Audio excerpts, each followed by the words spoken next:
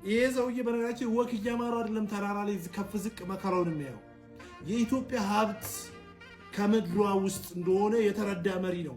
የኢትዮጵያ የመለወጫ ሚስጥሮቿ እጆቿ ላይ ነው ያሉት፣ በልጆቿ እጅ ላይ ነው ያለው። ስለዚህ የተፈጥሮ ሀብቶቿን ደግሞ ገልጦ ማውጣት ያስፈልጋል ብሎ ስለሚያምን ነው። በነገራችን ጉድጓድ ውስጥ አለት ላይ የወጣ መከራውን የሚያየው።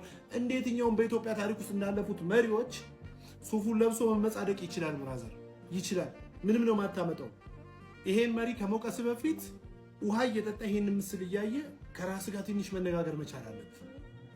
የትኛውም በኢትዮጵያ ታሪክ ውስጥ የትኛውም መሪ በጠቅላይ ሚኒስትር ዶክተር አብይ አህመድ ልክ ዝቅ ብሎ የኢትዮጵያ ለውጥ ለማምጣት ነጭ ላብ ያላቡ መሪ አታመጣልን። በቃ ምንም ውሸት መወሻሸት አያስፈልገም። እውነት መናገር ትውልድን ያስቀጥላል፣ አዲስ ነገርን ያሳያል። ከእውነት ጋር መታረቅ ብቻ ነው።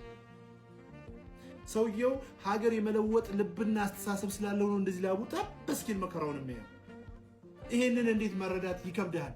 ይሄን መረዳት ከከበደ ውሃ እየጠጣ ትንሽ ደቂቃ ከራስም ጋር ከአይምሮህም ጋር አውራ፣ የጤና ችግር እንዳለበት ስለምንረዳ።